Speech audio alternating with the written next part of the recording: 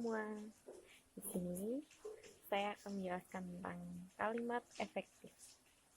Kalimat efektif adalah kalimat yang menggunakan pikiran atau gagasan yang disampaikan sehingga dapat dipahami dan dimengerti oleh orang lain. Seperti kalimat yang singkat, padat, jelas, lengkap, dan dapat menyampaikan informasi.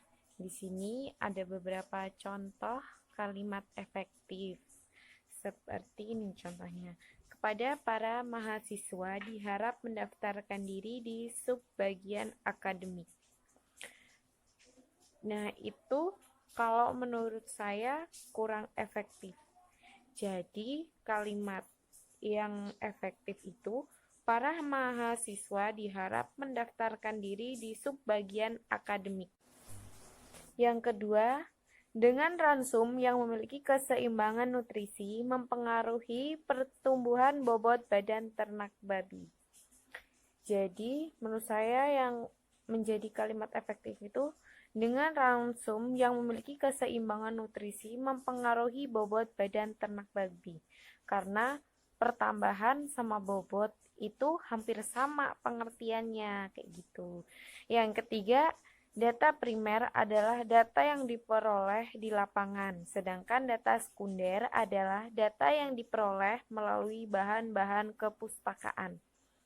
Jadi, kalau menurut saya, data primer diperoleh di lapangan, sedangkan data sekunder diperoleh melalui bahan-bahan kepustakaan. Karena kata adalah data yang diperoleh itu hampir sama pengertiannya. Jadi bukan hampir sama sih tepatnya, hanya dia itu memperpanjang kalimat jadi bukan jadi kalimat efektif gitu.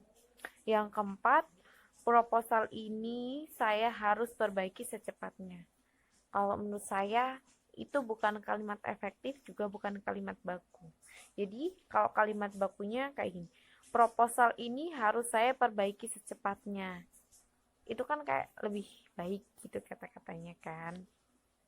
Yang kelima, kegiatan yang telah kami lakukan adalah mengumpulkan informasi pencarian bahan bacaan dan penyusunan rancangan. Itu kayak kata telah sama adalah, itu tuh cuma kayak memperpanjang aja. Jadi singkatnya, kegiatan yang kami lakukan mengumpulkan informasi, pencarian bahan bacaan, dan penyusunan rancangan. Itu lebih efektif. Lalu yang nomor 6, setelah tugas kelompok diperbaiki, tugas kelompok akan segera dipresentasikan. Itu menurut saya kalimat yang kurang efektif. Yang efektifnya begini, setelah tugas kelompok diperbaiki, segera dipresentasikan. Biar kayak nggak ada pemborosan kalimat gitu. Nomor 7, kontraktor tidak jadi memilih lokasi tersebut karena sering kebanjiran. Itu kalimat yang menurut saya kurang efektif banget gitu. Jadi efektifnya kayak gini, kontraktor tidak jadi memilih lokasi tersebut karena rawan terkena banjir gitu. Itu kayak kalimat yang baku, karena kalau kalimat kebanjiran itu kayak kalimat kurang baku gitu.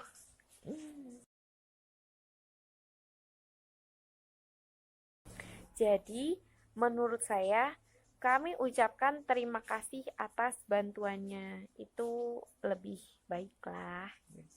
Nomor 9, karena sakit maka ia tidak mengikuti kuliah.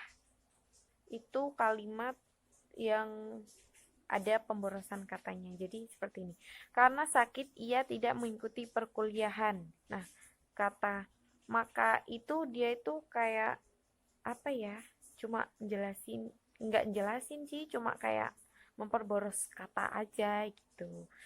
Jadi, yang terakhir nomor 10, jadi mahasiswa harus belajar secara teratur.